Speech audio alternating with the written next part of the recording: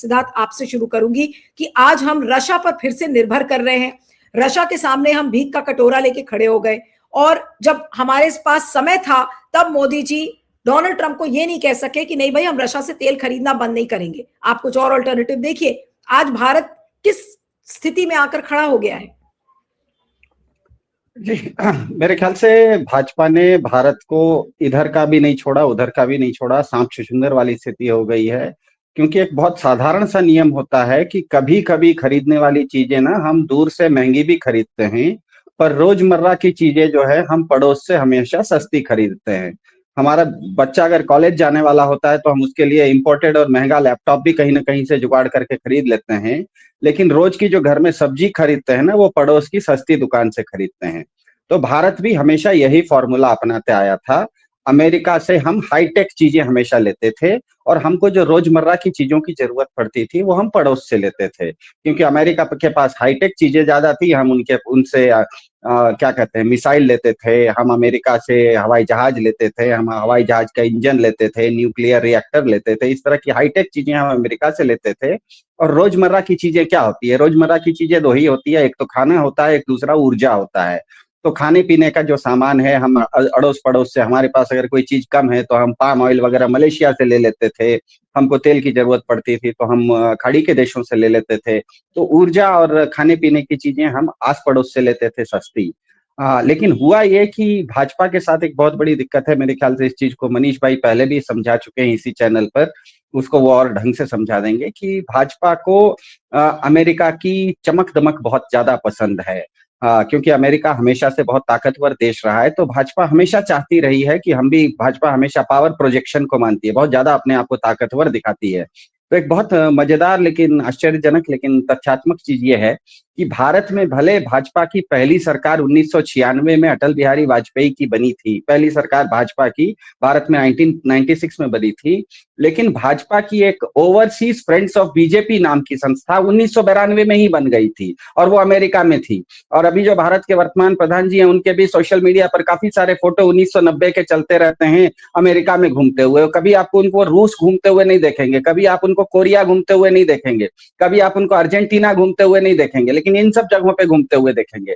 इसका मतलब भाजपा को, भाजपा के इकोसिस्टम को बहुत पहले से, क्योंकि अमेरिका दुनिया का बहुत ताकतवर देश था, और खास करके 1990 के दशक में जब उसने ऑपरेशन डेजर्ट स्टॉर्म वगैरह किया तो पूरा दुनिया को लगा कि नहीं, अमेरिका तो बहुत ताकतवर देश है भैया, कहीं भी जाके इराक में घुस जाता है, सद्दाम हुसैन को ठिकाने लगा देता है। तो अब बीजेपी का पूरा इकोसिस्टम पहले से क्योंकि ताकत को पसंद करता है, और दुनिया का सबसे ताकतवर देश होने के चलते अमेरिका से इन्होंने नजदीकी बढ़ानी शुरू की। और हुआ ये कि 2014 में जैसे ही भाजपा की सरकार, वर्तमान भाजपा की सरकार आई, वो धीरे धीरे अमेरिका से नजदीक होना शुरू की। और हुआ ये कि जिस समय भारत तेल के मामले में, अब तेल पर आ जाते हैं, क्योंकि तेल हमको सस्ता रूस दे रहा था। रशिया और यूक्रेन का वार जब से शुरू हुआ उसके बाद से रशिया को अपने हथियारों के लिए, क्योंकि एक युद्ध जो होता है बहुत खर्चीला होता है, उस युद्ध का खर्चा निकालने के लिए रशिया के पास बहुत सारा तेल है, तो रशिया भारत को बहुत सस्ता तेल देना शुरू किया, और भारत ने वो सस्ता तेल रशिया से लेना शुरू किया।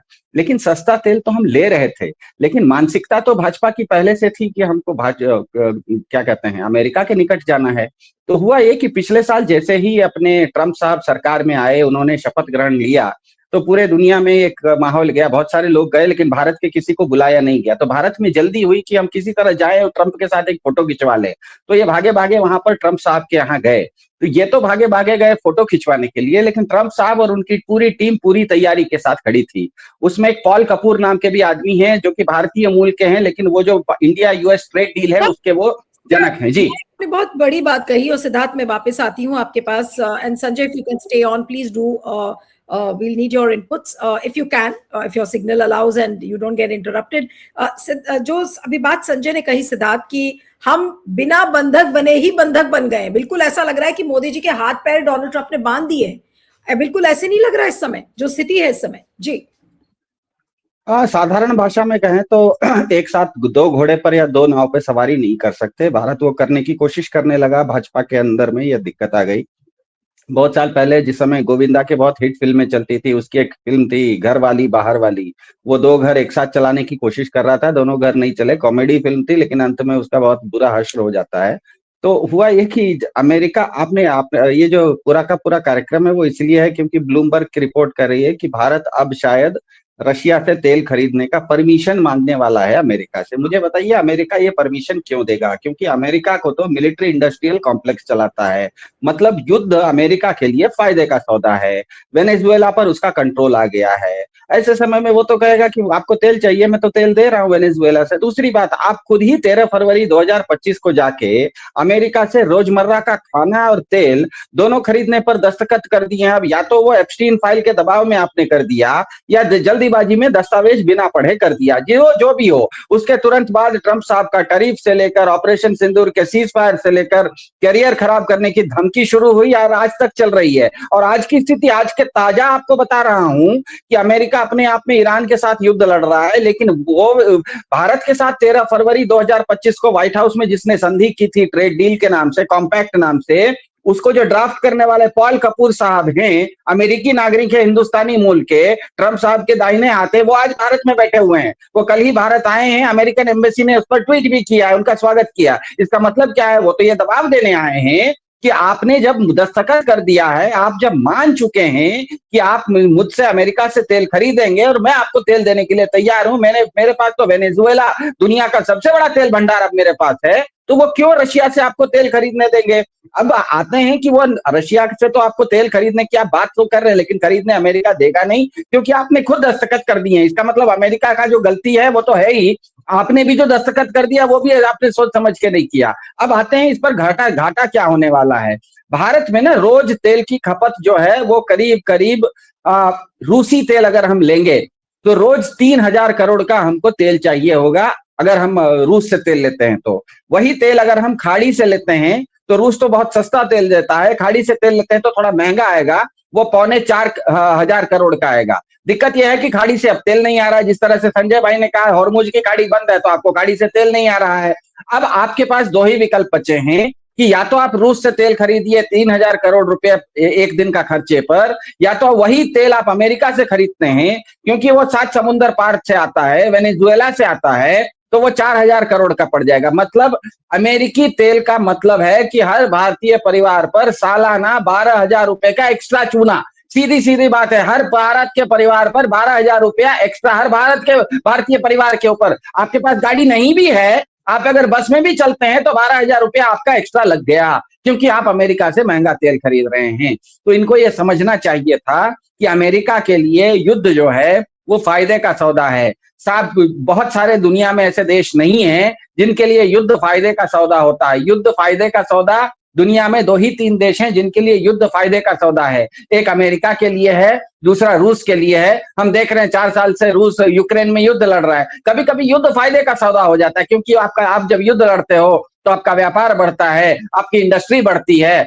तो अमेरिका अपने आप में क्योंकि एक मिलिट्री इंडस्ट्रियल कॉम्प्लेक्स है, उसको इस तरह के युद्ध, ये भी युद्ध अमेरिका के ऊपर किसी ने थोपा नहीं था, ये तो खुद खुशी से उसने शुरू किया। इसका मतलब उसका पूरा प्लान है कि युद्ध होगा, तेल की कीमतें बढ़ेंगी, हमने जो वेनेजुएला पे कब्जा किया है वो तेल हम दुनिया को बेचेंगे। ये तो उनका स्कीम था, ये वो स्कीम में आप जाके फंस रहे हैं, यही तो बात कर रहे हैं। ये क्यों आपको रूस का तेल खरीदने देंगे? रूस का तेल सस्ता है, निर्विवाद रूप से सस्ता है। रूस आपको तेल देने के लिए तैयार है, यह भी सच है, लेकिन अमेरिका आपको रूस का तेल खरीदने नहीं देगा, क्योंकि आपने खुद उसके साथ हस्ताक्षर करके आ गए हैं। और जिस आदमी ने उस कागज को ड्राफ्ट किया था वो आज भारत में बैठा हुआ है। मतलब आप सोचिए कि वो दबाव कितना ज्यादा है। मेरे ख्याल से मैंने आपको एक भेजा था कि भारत का रूस से तेल लेने की स्थिति कितनी मतलब कितना तेल कम हो गया है। वो अगर आप अपने दर्शकों को दिखा दे तो समझ में उनको आसानी से आ जाएगा कि भारत अब रूस से तेल नहीं ले रहा है। जो थोड़ा बहुत ले भी रहा है वो नाम के वास्ते ले रहा है, वो भी घट रहा है। और ऐसी स्थिति में मुझे अब नहीं लगता है कि भारत रूस से तेल खरीदने के लिए, भारत तो चाहता है, भारत को फायदा भी है, लेकिन आप इतना ज्यादा एप्स्टीन फाइल और ट्रंप साहब के दबाव में आ चुके हैं, उनकी जाल में फंस चुके हैं कि वो आपको ये करने नहीं देंगे। उसके लिए जरूरी हो तो वहां से अपने आदमी को भी यहाँ भेजेंगे और आपके सर पर चढ़े हुए रहेंगे। इसीलिए मेरा मानना है ये ट्रंप साहब का जो बेताल है, ये इन्होंने अपने सर पर खुद बुला के ये आबैल मार किया गया है। ट्रंप साहब आए थे, इनको कोई जरूरत नहीं था, इनको फोटो ऑफ करने के लिए वो चले गए। एप्स्टीन फाइल के चक्कर में फंस गए। अब सारा कुछ इनका पूरा का पूरा जो जिसे कहते हैं आप ब्लैकमेल कहिए या दबाव कहिए या मूर्खता कहिए, इन्होंने जो भी किया है उसके चलते साधारण सा नियम इन्होंने तोड़ दिया। घर के नीचे रोजमर्रा की चीजें आपको पड़ोस के सस्ते सब्जी के दुकान से लेनी चाहिए। 10 किलोमीटर दूर से आप अगर रोज सब्जी लेने का काम करेंगे तो पोसाएगा नहीं, आज नहीं तो कल आपके घर में सब्जी आना बंद हो जाएगी। ये अपने आप में चार्ट बताता है, ये ताजा चार्ट है। इसमें जो ये ग्राफ दाएं साइड में जो सबसे नीचे जाके वो गिरते हुए आपको दिख रहा है, वो ये बता रहा है कि रूस से तेल लेना हम पिछले 5 साल में सबसे कम की स्थिति आ गई है। 2020 से 2026 तक आज सबसे कम हम रूस से तेल ले रहे हैं। ये क्यों ले रहे हैं? क्योंकि अमेरिका का दबाव है। तो अमेरिका का दबाव है, ये रातों रात तो बदल नहीं जाएगा। अमेरिका क्यों दबाव बंद करेगा? उसके पास वेनेजुएला है, उसने वेनेजुएला पर इसीलिए तो कब्जा किया था कि वहां का तेल लेंगे, तेल बेचेंगे, मुनाफा कमाएंगे। तो ये पूरा का पूरा युद्ध जो है ये अमेरिका के लिए एक मुनाफे का सौदा है, और उस मुनाफे के सौदे में भारत उसका सबसे बड़ा क्या कहते हैं उपभोक्ता है, सबसे बड़ा ग्राहक है। इसीलिए मेरे ख्याल से अमेरिका इनको छोड़ने वाला नहीं है। तेल महंगा होते भी चला जाएगा तो इनके ऊपर दबाव रहेगा कि आप महंगा तेल ही अमेरिका से खरीदिए, क्योंकि अब खाड़ी के देश से भी अब दिक्कत यह है कि आप तेल नहीं खरीद पा रहे हैं, क्योंकि वहां जो स्ट्रेट ऑफ हॉर्मुज को ईरान वगैरह ने बंद करके रखा है। इसके कारण आपको न तो आप खाड़ी के देश से तेल खरीद पा रहे हैं, क्योंकि वहां से तेल आ नहीं रहा युद्ध के कारण। रूस से आप तेल खरीदने अमेरिका नहीं देगा, अमेरिका आपको तेल देने के लिए तैयार है। आपने भी दस्तखत करके मान लिया है कि आप तेल लेंगे। ऐसे भी मेरे ख्याल से पूरी तरह से भाजपा सरकार फंसी हुई है, ऐसा मेरा मानना है।